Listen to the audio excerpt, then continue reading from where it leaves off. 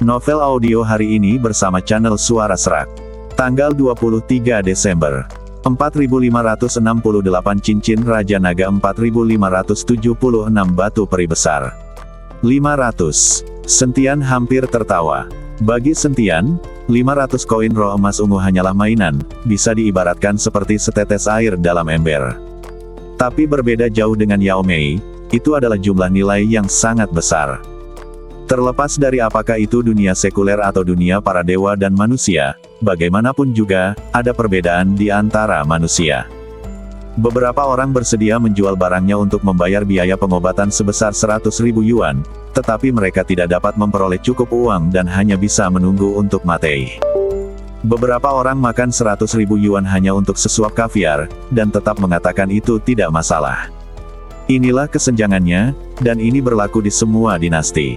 500 koin roh emas ungu memang banyak, tapi ini adalah aturan kota binatang, tidak ada yang bisa kita lakukan untuk mengatasinya. Tunggu sampai aku menjual batu roh peri ini, lalu pergi ke penjara untuk merawatnya, agar penderitaan adikku berkurang. Yao Mei mengira Sentian ditakuti oleh 500 koin spiritual emas ungu.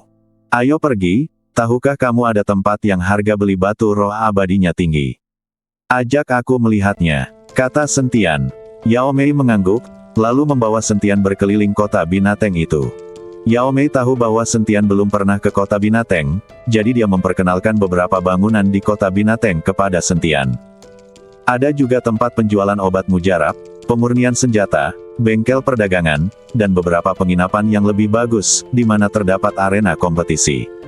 Mendengarkan perkenalan Yao Mei, Sentian mungkin tahu banyak tentang kota binatang buas ini.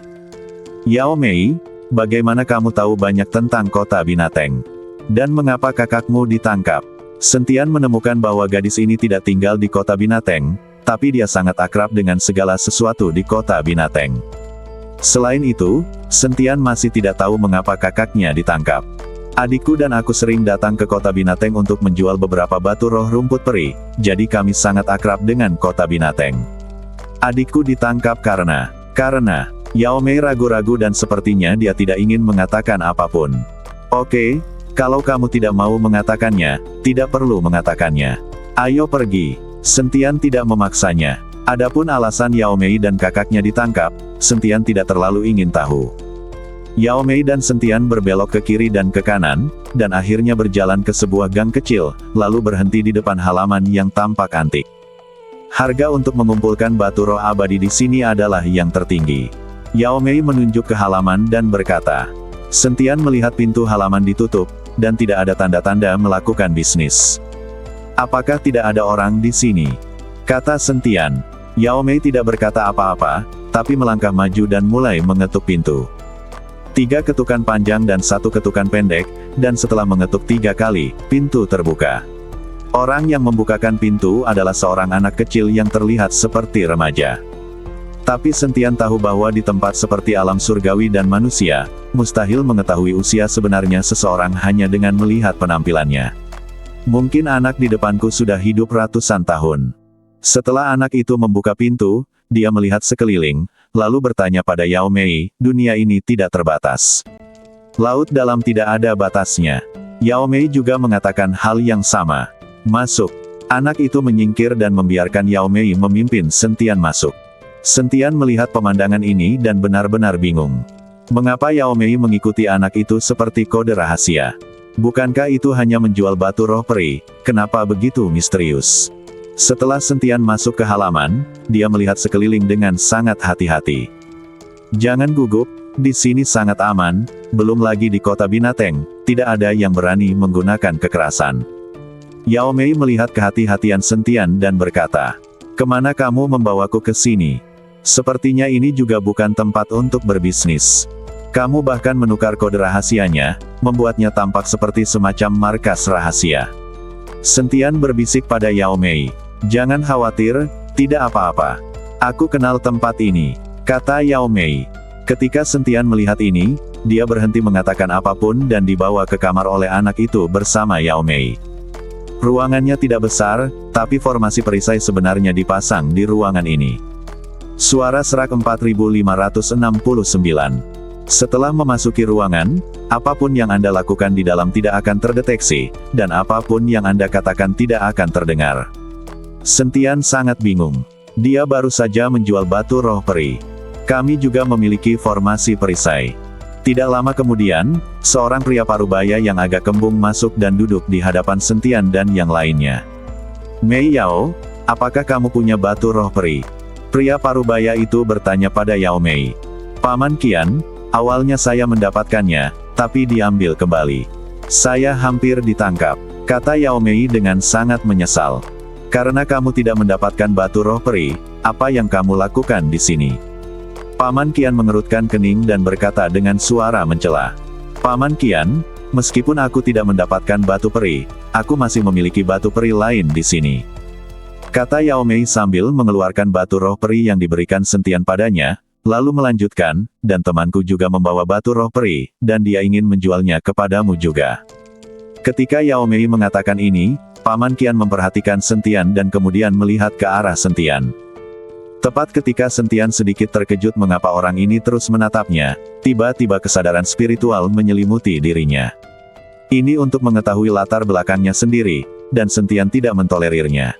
Dalam sekejap, kesadaran spiritualnya meleduk, langsung menghalangi kesadaran spiritual lawan. Kemudian kesadaran spiritual Sentian langsung memasuki badan Paman Qian dan menjelajahi Paman Qian. Ketika kesadaran spiritual Sentian memasuki badan Paman Qian dan memeriksanya sekali, alis Sentian sedikit berkerut, tetapi dia segera menjadi rileks. Karena Sentian menemukan bahwa jauh di dalam badan Paman Qian, sebenarnya terdapat aura umat manusia. Anda harus tahu bahwa kota binatang buas ini tidak mengizinkan ras selain ras binatang untuk masuk. Dan Paman Qian di depannya, meskipun dia memiliki aura binatang di permukaan, jauh di dalam badannya, terdapat aura ras manusia. Dan Paman Qian terlihat sangat jelek saat ini, menatap Sentian dengan matanya. Dia tidak menyangka kesadaran Sentian begitu kuat. Anda harus tahu bahwa dia adalah biksu tingkat 4 di alam Mahayana, sedangkan Sentian hanyalah biksu tingkat 9 di alam kesengsaraan. Meskipun kesadaran spiritual ini tidak dapat sepenuhnya mengandalkan alam untuk membedakan kekuatan dan kelemahan, tetapi alam sangat berbeda, kesadaran spiritual saya seharusnya tidak begitu rentan. Selain itu, kesadaran spiritual Sentian telah memasuki badannya untuk dijelajahi, yang memenuhi mata Paman Qian dengan niat membunuh. Sentian juga bisa merasakan aura pembunuh yang tiba-tiba muncul di badan Paman Qian. Sepertinya pihak lain akan membunuh seseorang dan membungkamnya. Yao Mei di samping belum tahu apa-apa dan hanya menatap kosong. Rekan Taois, meskipun formasi pelindung di kamarmu dapat memblokir beberapa kebocoran aura, jika kamu melakukannya, formasimu tidak dapat menyembunyikannya. Kamu tahu aturan kota binatang lebih baik daripada aku, jadi aku menyarankan kamu untuk berpikir 2 kali. Sentian berkata pada Paman Qian sambil tersenyum. Ketika Paman Qian mendengar ini, aura yang memenuhi badannya perlahan turun, dan niat membunuh perlahan menghilang. Apa yang kamu lakukan di sini? Paman Qian bertanya. Jual batu peri, kata Sentian. Paman Qian, jangan khawatir, kami benar-benar menjual batu roh abadi, dan ini juga pertama kalinya Sentian memasuki kota binatang, jadi dia tidak mengerti apa-apa. Yao Mei di samping juga menyadari ada yang tidak beres saat ini, jadi dia buru-buru berkata. Paman Qian mengangguk, lalu mengambil batu roh peri dari tangan Yao Mei, melihatnya sekilas dan berkata, 5 koin roh emas ungu. Paman Qian, bukankah batu roh peri sebesar itu seharusnya bernilai 7 koin roh emas ungu sebelumnya? Mengapa sekarang bernilai 5? Yao Mei sedikit mengernyit dan berkata, dulu, dan sekarang. Inspeksi menjadi lebih ketat akhir-akhir ini. Pergi ke titik pembelian resmi. Batu roh perimu paling banyak bernilai 3 koin roh emas ungu, kata Paman Qian. Yao Mei menggigit bibirnya dan akhirnya berkata tanpa daya, oke, aku akan menjualnya padamu. Setelah Paman Qian melemparkan 5 koin roh emas ungu kepada gadis itu, dia dengan santai melemparkan batu roh peri ke dalam tas penyimpanan. Keluarkan batu roh peri yang ingin dijual oleh rekan Tao ini. Paman Qian bertanya pada Sentian. Sentian memasuki tas penyimpanan dengan kesadaran spiritualnya, lalu memilih batu peri terbesar. Batu peri ini seukuran batu giling dan beratnya 10.000 kg. Untungnya, dunia para dewa dan manusia semuanya adalah biksu, dan 10.000 kg batu peri ini seringan bulu di tangan mereka. Di dunia sekuler, batu seberat itu pasti membutuhkan derek. Sentian tidak benar-benar ingin menjual batu peri. Bagaimanapun, batu peri ini adalah sumber yang bagus untuk berlatih Sentian. Sekarang Sentian tidak kekurangan uang, yang dia kekurangan adalah sumber daya. Sentian mengeluarkan batu peri dari tas penyimpanan. Alasan mengapa dia masih menyimpan tas penyimpanan Naluota dan tidak memasukkan batu peri ini ke dalam cincin penyimpanan adalah karena dia takut binatang kecil yang menelan langit akan mengambilnya menelan semua batu perinya. Melihat batu roh peri yang dikeluarkan Sentian, Paman Qian dan Yao Mei sama-sama tercengang, mata mereka terkejut. Ini, batu peri yang besar. Yao Mei membuka mulutnya begitu lebar hingga matanya hampir keluar. Dan Paman Qian juga sedikit gemetar, melangkah maju dan dengan lembut membelai batu roh peri. Berapa banyak koin spiritual emas ungu yang bisa kamu berikan padaku untuk batu roh peri ini? Sentian bertanya pada Paman Qian. Paman Qian tidak menjawab Sentian, tetapi setelah melihat koin roh emas ungu, dia tiba-tiba menamparkan Sentian dengan telapak tangannya. Paman Qian menyerang dengan sangat cepat, dan dia menyerang secara tiba-tiba. Keduanya sudah sangat dekat satu sama lain, tetapi Paman Qian tiba-tiba bergerak, membuat Sentian tidak dapat bereaksi. Bang! Telapak tangan ini langsung membuat Sentian terbang mundur, dan badannya menghantam formasi dengan keras. Berdengung. Formasi itu berdengung beberapa saat, lalu bersinar dengan cahaya putih, lalu menghilang. Formasi semacam ini hanya dapat memblokir sebagian dari nafas dan suara. Semburan nafas yang tiba-tiba tidak dapat ditahan oleh formasi pelindung ini. Paman Qian, apa yang kamu lakukan? Yao Mei terkejut, lalu segera berlari ke arah Sentian, kamu baik-baik saja. Sentian dibantu oleh Yao Mei, menarik napas dalam-dalam, lalu menggelengkan kepalanya dan berkata, saya baik-baik saja. Meskipun Paman Qian tiba-tiba menyerang, membuat Sentian tidak dapat bereaksi untuk sesaat, Paman Qian jelas tidak menggunakan seluruh kekuatannya. Dia mungkin takut auranya akan terungkap, melanggar aturan kota bis, dan membiarkan tim penegak hukum tangkap dia. Selain itu, badan fisik Sentian sangat kuat, jadi telapak tangan ini hanya menjatuhkan Sentian tanpa menyebabkan cedera apapun. Paman Qian tampak sedikit terkejut saat melihat Sentian baik-baik saja. Mei Yao, orang ini berasal dari istana Tuan Kota. Jika kamu membawanya ke sini, kamu merugikanku. Paman Qian berkata pada Yao Mei dengan wajah marah. Orang-orang dari istana Tuan Kota. Tidak mungkin, kan? Aku bertemu mereka di luar kota binatang. Paman Qian, bukti apa yang kamu miliki bahwa dia berasal dari istana Tuan Kota? Yao Mei memandang Sentian dengan tidak percaya. Batu peri ini cukup untuk membuktikan bahwa batu peri sebesar itu hanya muncul di seluruh kota binatang. Batu itu secara tidak sengaja ditemukan oleh seorang biksu di dalam gua 80 tahun yang lalu. Saat itu, batu roh peri ini dipajang di kota binatang, tapi kemudian disingkirkan dan tidak pernah terlihat lagi. Sekarang anak ini memiliki batu roh peri sebesar itu di tangannya, dia pasti seseorang dari istana Tuan Kota yang datang ke sini untuk menyelidiki secara diam-diam. Paman Qian memandang Sentian dengan sangat waspada dan berkata. Ketika Yao Mei mendengar ini, dia segera melepaskan Sentian dan mengikuti Sentian menjauhkan diri. Apakah kamu benar-benar dari istana Tuan Kota? Yao Mei juga memandang Sentian dengan marah, dia merasa telah ditipu. Sentian juga sedikit terdiam saat ini. Dia tidak menyangka situasi seperti itu akan terjadi. Jika apa yang dikatakan Paman Qian benar, sepertinya kota binatang ini ada hubungannya dengan orang-orang klan dewa, karena batu roh peri ini ditemukan dari tas penyimpanan Lota. Saya bukan dari istana Tuan Kota. Jangan salah paham. Sentian mengikuti Paman Qian menjelaskan. Kenapa aku harus mempercayaimu? Paman Qian mendengus dingin. Dengan ini, setelah Sentian selesai berbicara, sebuah nafas langsung menuju ke arah Paman Qian. Paman Qian melihat bahwa Sentian sebenarnya akan menyerangnya, jadi dia meleduk dengan aura dan mencoba melawan. Namun, ketika aura Sentian langsung menyelimuti dirinya, Paman Qian tiba-tiba tercengang. Mata Paman Qian terbuka lebar dan dia menatap Sentian dengan tidak percaya. Aura yang baru saja meleduk langsung menghilang, dan dia terlihat sangat bersemangat. Paman Qian, kamu, ada apa denganmu? Yao Mei melihat pemandangan ini dan bertanya pada Paman Qian. Kamu sebenarnya. Paman Qian menunjuk ke arah Sentian, tapi dia menelan kata-katanya lagi. Yao Mei, Silakan keluar. Ada yang ingin kukatakan dengan rekan Tao ini. Paman Qian meminta Yao Mei keluar dan berbicara dengan Sentian sendirian. Yao Mei sedikit bingung dan berkata, Paman Qian, Sentian ini jelas bukan dari istana Tuan Kota. Kamu harus percaya padanya. Yao Mei mengira Paman Qian masih tidak mempercayainya dan ingin mengambil tindakan terhadap Sentian. Yao Mei, tolong keluar dan biarkan kita berdua bicara. Seharusnya tidak apa-apa. Sentian juga berkata pada Yao Mei. Melihat ini, Yao Mei hanya bisa berbalik dan pergi. Sentian menjepit jarinya, dan seketika beberapa pola formasi muncul, membungkus seluruh ruangan. Sentian membentuk formasi perisai.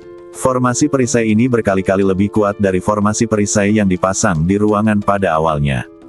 Paman Qian terlihat sangat bersemangat saat melihat pemandangan ini. Rekan Tao, saya tidak menyangka Anda akan menjadi biksu manusia. Sungguh hebat. Paman Qian memandang Sentian dan berkata, ternyata aura yang baru saja dikeluarkan Sentian mengandung sedikit aura manusia, yang bisa dirasakan oleh Paman Qian. Justru karena inilah Paman Qian berhenti, percaya bahwa Sentian tidak lagi berada di rumah Tuan Kota. Lagi pula, manusia tidak diperbolehkan muncul di seluruh kota Binateng, apalagi istana Tuan Kota. Kamu juga seorang biksu manusia. Mengapa kamu bersembunyi di kota Binateng dan apakah kamu sedang berbisnis membeli batu spiritual abadi? Sentian bertanya pada Paman Qian. Anda tidak tahu apa-apa, rekan Tao, tetapi lingkungan hidup umat manusia kita sekarang sangat buruk, dan sebagian besar sumber daya dikendalikan oleh para orc. Kami bersatu dengan para biksu iblis untuk membentuk aliansi perlawanan, dengan niat untuk melawan penindasan para orc dan memperjuangkan sebidang tanah demi kelangsungan hidup kami sendiri. Saya membeli batu roh peri di kota Binateng hanya untuk mendapatkan selisih harga dan membeli lebih banyak sumber daya untuk aliansi perlawanan. Batu-batu peri ini semuanya dikendalikan oleh istana Tuan Kota. Harga pembeliannya sangat rendah, dan istana Tuan Kota mendapat untung besar darinya. Aku ingin tahu dari mana asal batu roh peri di tangan rekan penganut Taoku. Batu roh peri besar ini seharusnya tidak ditambang oleh rekan penganut Taoku, kan?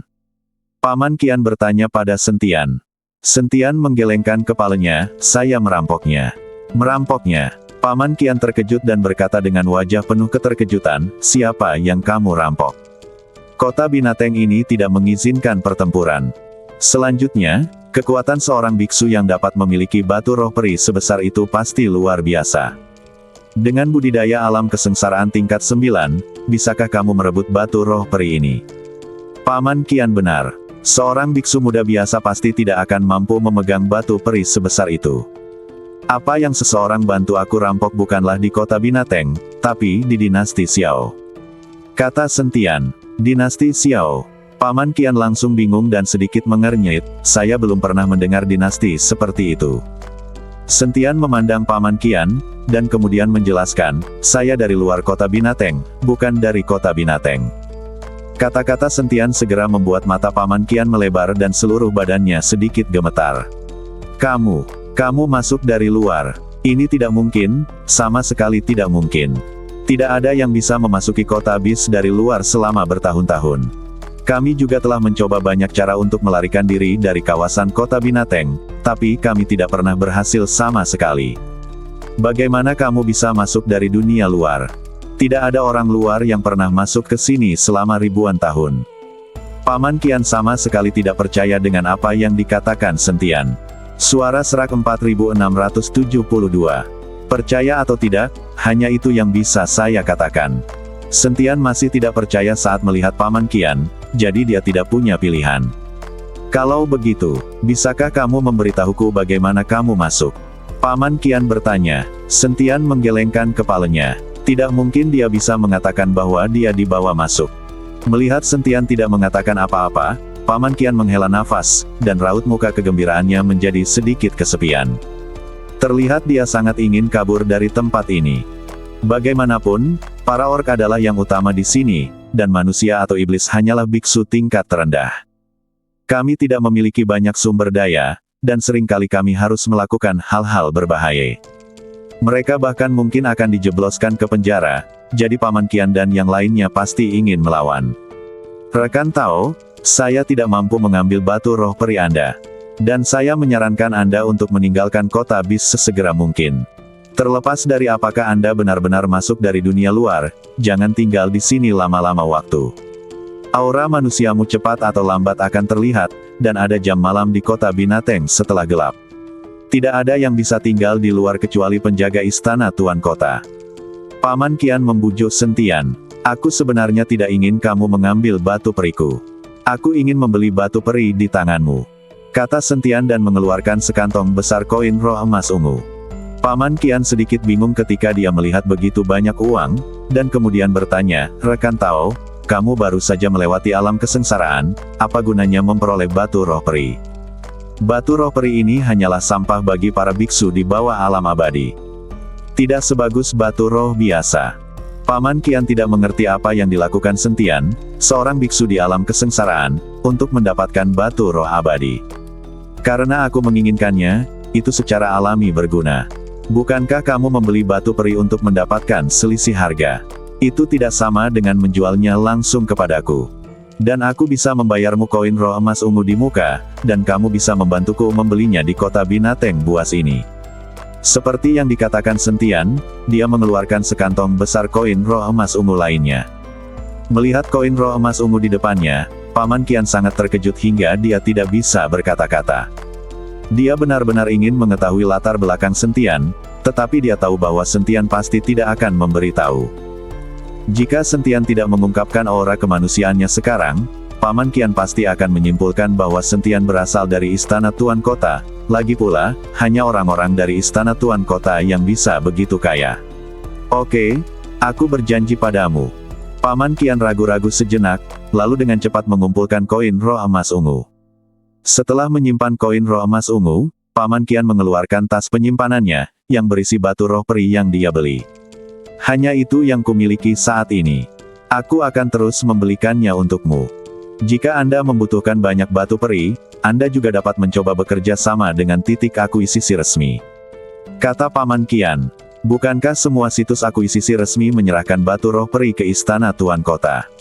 Sentian bertanya. Tentu saja harus diserahkan ke istana Tuan Kota, tapi Tuan Kota tidak tahu berapa banyak yang harus diserahkan. Saya bisa memberi Anda alamatnya. Anda bisa pergi ke titik perolehan dan melihat-lihat. Saya juga diam-diam bekerja sama dengan orang yang bertanggung jawab di sana. Kata Paman Kian. Ketika Sentian mendengar ini, dia segera mengerti bahwa ini adalah kasus pencurian diri sendiri, tetapi Sentian tidak peduli dengan pencurian diri, selama dia mendapatkan batu peri. Setelah mengobrol sebentar dengan Paman Kian, Sentian pergi. Apa yang kamu bicarakan dengan Paman Kian? Apakah kamu sudah mengobrol begitu lama?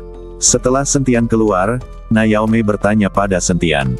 Tidak apa-apa, hanya tawar-menawar, kata Sentian sambil tersenyum tipis. Kalian, kenapa kamu punya batu roh peri sebesar itu di tanganmu? Pasti sangat berharga kan? Apakah nilainya 500 koin roh emas ungu? Yao Mei bertanya dengan penuh semangat. Sepertinya dia ingin meminjam uang dari Sentian. Tidak, aku baru saja memberimu 100 koin roh emas ungu, kata Sentian. Ah, kamu hanya memberiku 100. Paman Kian semakin pelit sekarang. Yao Mei terlihat sangat kecewa, lalu menatap Sentian dan bertanya, bisakah kamu meminjamkanku koin roh emas ungu? Aku akan menemui saudaraku, dan memberikan sejumlah uang kepada penjaga itu, sehingga penderitaan saudaraku akan berkurang. Berapa banyak yang harus dipinjam? Sentian bertanya. Yao Mei ragu-ragu sejenak, lalu mengertakkan gigi dan berkata, baru 5. Aku akan memberimu 10. Sentian langsung melemparkan 10 koin roh emas ungu ke Yao Mei. Setelah mendapatkan koin roh emas ungu, Yao Mei sangat senang dan membawa Sentian langsung ke penjara. Penjara kota binatang berada di barat daya kota binatang. Karena mereka tidak bisa terbang, Sentian dan Yao Mei berjalan lebih dari 1 jam sebelum mereka tiba di lokasi penjara. Sentian melihat sekeliling dan menemukan bahwa tidak ada bangunan di sekitar penjara, dan seluruh penjara diselimuti kabut putih, sehingga mustahil untuk melihat apa yang terjadi di dalam penjara. Yao Mei memimpin Sentian melewati kabut putih dengan arah yang jelas dan familiar dan menemukan pintu masuk ke penjara. Berhenti. Pada saat ini, seorang biksu setinggi 8 kaki yang mengenakan baju besi perak dan memegang pedang panjang berjalan keluar dari kabut putih. Penjaga ini berwajah kekar, berbahu lebar, dan berbadan tegap, berdiri seperti gunung, dan aura alam Mahayana terlihat samar-samar di sekujur badannya. Sentian sedikit terkejut saat melihat penjaga di depannya. Apakah semua orang di penjara adalah biksu Mahayana? Apakah itu terlalu berlebihan? Kapten Zhou, ini aku. Kali ini, Yao Mei meraung kepada penjaga di depannya. Biksu itu menatap Yao Mei, menyeringai dan berkata, "Jadi ini Yao Mei, datang menemui saudaramu lagi. Baiklah, biarkan aku menemuinya." Setelah Yao Mei selesai berbicara, dia mengeluarkan 10 koin roh emas ungu dan menjejalkannya ke tangan Kapten Zhou. Setelah Kapten Zhou melihatnya, dia mengembalikan koin roh emas ungu. Yao Mei tertegun dan berkata dengan nada sedikit malu, "Kapten Zhou, saya hanya punya begitu banyak, mohon membantu." Ketika Kapten Zhou mendengar ini, wajahnya tiba-tiba menjadi dingin dan dia berkata, "Pemeriksaannya sangat ketat akhir-akhir ini. Jika Anda tidak punya uang, jangan datang ke sini." Setelah mengatakan itu, Kapten Zhou berbalik dan pergi. "Kapten Zhou, saya punya 5 lagi di sini, semuanya untuk Anda. Hanya ini yang saya miliki." Yao Mei hanya bisa mengeluarkan 5 koin roh emas ungu terakhir di badannya. Setelah menerima 15 koin roh emas ungu, Kapten Zhou meliriknya dan kemudian berkata, "Ikutlah denganku." Kapten Zhou masuk bersama Sentian dan Yao Mei. Setelah melewati koridor yang panjang, mereka berdua akhirnya masuk ke halaman penjara. Begitu dia masuk ke halaman, Sentian menemukan ada pohon kuno yang menjulang tinggi di tengah penjara, dan semburan aura melonjak di dalam pohon kuno itu. Karena dia tidak dapat menggunakan indera spiritualnya untuk mendeteksinya, Sentian hanya dapat menggunakan mata telanjangnya untuk menilai bahwa pohon kuno yang menjulang tinggi ini diperkirakan berusia puluhan ribu tahun. "Kamu tahu tempatnya, pergilah ke sana sendiri, kamu juga tahu aturannya." Kapten Zhou berkata pada Yao Mei hari itu. Saya mengerti. Jangan khawatir, Kapten Zhou.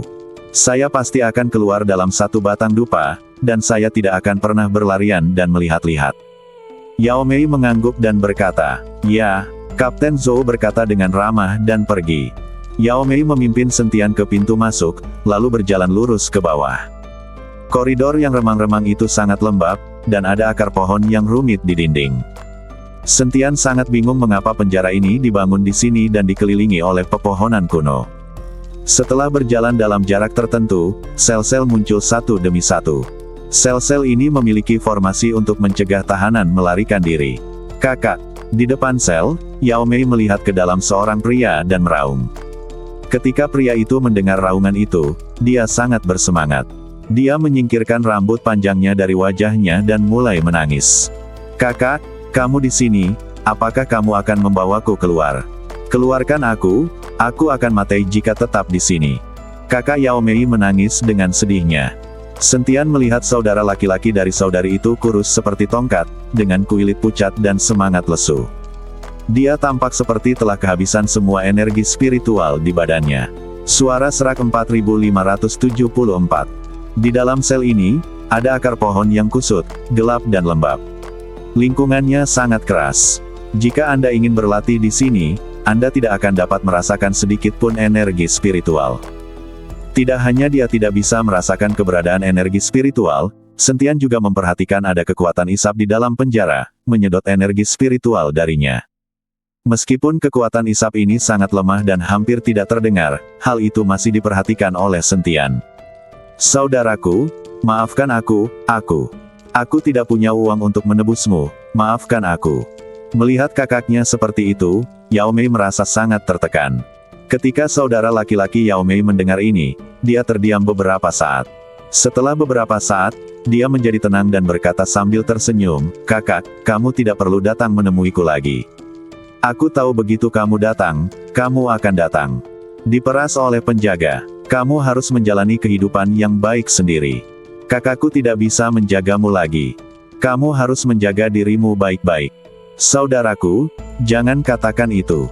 Kamu pasti bisa keluar. Jangan berkecil hati." Yao Mei menyemangati kakaknya. "Kita tidak bisa keluar. Pernahkah kamu melihat bahwa jumlah orang di sel ini semakin sedikit?" kata saudara Yao Mei. Baru pada saat itulah Yao Mei menyadari bahwa sepertinya tidak ada seorang pun di sel sekitarnya. Saudaraku, di mana para tahanannya? Apakah mereka semua sudah dibebaskan? Yao Mei ingat terakhir kali dia datang, ada banyak tahanan di sel ini. Tapi sekarang para tahanan ini sudah pergi. Mati, mereka semua mati. Kata saudara Yao Mei. Mati, kenapa kamu mati? Yao Mei tidak mengerti, bagaimana dia bisa mati jika dikurung di penjara. Sekalipun dia tidak makan atau minum, mustahil seorang biksu mati. Terlebih lagi, setelah mencapai alam melampaui kesengsaraan, para beku dapat hidup selama ribuan tahun, lalu mengapa mereka mati begitu mudah? Entahlah. Lagi pula, mereka semua sudah mati. Rasanya aku tidak akan bisa lama-lama. Kakak Yao Mei menggelengkan kepalanya dan berkata, apakah para beku yang mati semuanya layu, seolah-olah budidaya mereka telah dihisap hingga kering. Saat ini, Sentian berbicara. Begitu Sentian membuka mulutnya, saudara laki-laki Na Yao Mei menyadari keberadaan Sentian. Setelah melihat Sentian lagi, saudara laki-laki Yao Mei bertanya kepada Yao Mei, kakak, siapa orang ini? Kakak Yao Mei sangat waspada. Lagi pula, ada orang asing di samping adiknya. Saudaraku, namanya Sentian. Saya bertemu dengannya dalam perjalanan ke kota Binateng. Kalau bukan karena uang yang dia pinjamkan padaku, aku tidak akan bisa datang menemuimu hari ini. Yao Mei mengikuti kakaknya untuk memperkenalkan Sentian. Kenapa dia ingin meminjamimu uang? Apakah ada motifnya? Jangan mudah percaya pada orang lain. Kamu terlalu bodoh dan mudah ditipu. Banyak orang mendekatimu, dan mereka pasti mendambakan kecantikanmu. Kakak Yao Mei memperingatkan Yao Mei. Saudaraku, Sentian tidak mendambakan kecantikanku. Keindahan di sekitarnya jauh lebih cantik dariku. Kata Yao Mei sangat malu. Kakak Yao Mei memandang Sentian, lalu berkata dengan nada peringatan, nak, jangan punya rencana apapun untuk adikku. Jika kamu memberitahu aku bahwa kamu menindas adikku, aku akan membunuhmu saat aku keluar. Apakah kamu pikir kamu masih bisa keluar? Kata Sentian sambil tersenyum tipis. Kakak Yao Mei tertegun, lalu menghela nafas dan berkata, aku tidak tahu apakah aku bisa keluar. Jika kamu benar-benar menyukai adikku, aku harap kamu bisa menjaganya dengan baik dan jangan mengecewakannya. Kakakku sangat menyedihkan. Saudaraku, apa katamu? Yao Mei tampak malu. Sebaiknya kamu merawatnya sendiri. Aku punya pil di sini. Jika kamu meminumnya setelah beberapa saat, itu akan membuatmu bertahan untuk sementara waktu. Ada sesuatu yang aneh di sel ini. Sepertinya ada kekuatan isap yang tidak bisa dijelaskan yang menyerap kekuatan spiritual di dalam badan. 4575 suara serak. Saya merasa para biksu yang meninggal semuanya kehabisan kultivasi mereka dan mati. Sentian mengambil pil dan menyerahkannya kepada saudara laki-laki Yao Mei dan berkata, hisap, kenapa aku tidak menyadarinya? Yao Mei bertanya dengan bingung. Kakak laki-laki Yao Mei mengangguk berulang kali dan berkata, ya, meskipun saya tidak dapat merasakan isapannya, saya tahu bahwa badan saya semakin buruk, dan biksu yang mati itu seperti mumi. Lalu dari mana datangnya hisapan itu? Yao Mei bertanya. Sentian menggelengkan kepalanya, saya tidak tahu. Anda tidak dapat menggunakan indera spiritual Anda untuk menjelajah di sini. Tidak mudah menemukan sumber hisapannya. Tepat ketika Sentian hendak melihat lebih dekat ke sel dan bertanya secara detail kepada saudara laki-laki Yao Mei, sebuah suara tiba-tiba terdengar. Waktunya habis. Kapten Zhou meraung di luar. Saudaraku, tunggu sebentar, aku akan menemukan cara untuk menyelamatkanmu. Yao Mei meraih tangan kakaknya dan berkata, ya, kakak Yao Mei mengangguk. Jangan lupa meminum ramuannya, jika tidak kamu tidak akan bisa bertahan lama, kata Sentian kepada saudara laki-laki Yao Mei. Kakak Yao Mei langsung melemparkan pil yang diberikan oleh Sentian ke dalam mulutnya. Setelah ramuan itu diracuni, kulit saudara laki-laki Yao Mei membaik secara signifikan. Yao Mei merasa lega saat melihat ini. Setelah keluar dari sel, Sentian melihat ke pohon kuno yang menjulang tinggi lagi, lalu meninggalkan penjara bersama Yao Mei. Kita harus segera meninggalkan kota. Jika gerbang kota ditutup, kita akan mendapat masalah. Yao Mei melihat ke langit dan berkata, bukankah kota Binateng ini tidak diperbolehkan untuk ditinggali orang luar? Sentian bertanya dengan heran. Itu tidak benar, hanya saja ada jam malam. Kalau kita tinggal di kota, kita harus mencari penginapan untuk menginap. Jika Anda tidak punya tempat tinggal, Anda akan ditangkap dan tidak diperbolehkan tampil di jalan. Terlalu mahal untuk menginap di hotel di sini, jadi kami pergi keluar kota dan mencari tempat untuk bermalam, lalu kembali ke kota keesokan harinya. Yao Mei mengikuti Sentian dan menjelaskan. Kalau menginap di hotel, menginaplah di hotel. Kalau keluar kota, besok masuk kota harus antri. Buang-buang waktu saja. Dan aku tidak kekurangan uang. Sekarang ayo pergi ke penginapan terbaik untuk menginap 1 malam. Sentian tersenyum tipis dan berkata. Yao Mei tidak berkata apa-apa saat melihat ini, lalu mengajak Sentian mencari penginapan. Sebelum hari menjadi gelap gulita, Sentian dan yang lainnya menemukan penginapan yang sangat mewah. Yao Mei melihat ke penginapan itu, tapi dia ragu-ragu. Ada apa? Sentian bertanya. Penginapan ini adalah yang terbaik di seluruh kota Binateng. Harganya sangat mahal. Harganya hanya 3 koin roh emas ungu per malam. Kata Yao Mei. Itu hanya 3 koin spiritual emas ungu. Saya pikir itu sangat mahal. Kata Sentian dan langsung masuk. Saat Yao Mei melihat ini, dia hanya bisa mengikuti dari belakang. Rekan Tao, apakah kamu menginap di hotel?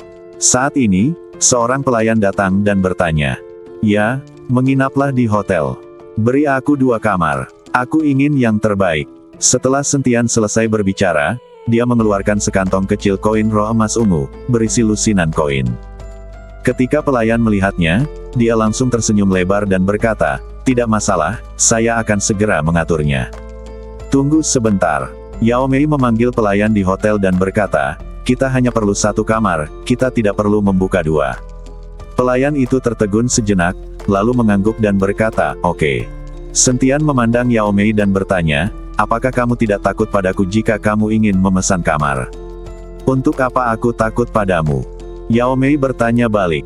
Apakah kamu tidak takut aku akan tidur denganmu? Sentian sangat penasaran. Sekarang dia ingin berinisiatif memesan kamar.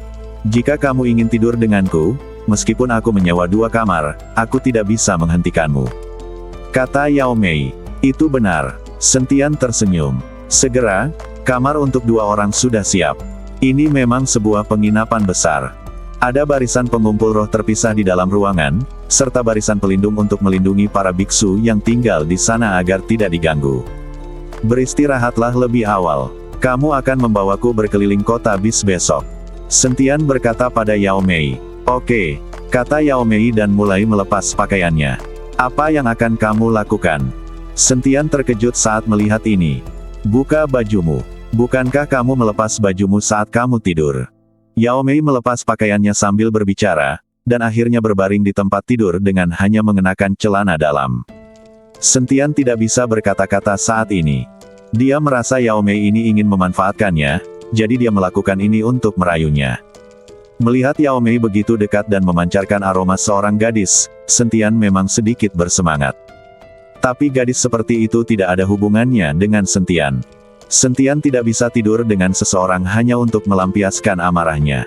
Jika dia benar-benar tertidur, Sentian mungkin tidak bisa pergi, dan dia pasti akan diganggu oleh Yao Mei untuk menyelamatkan kakaknya.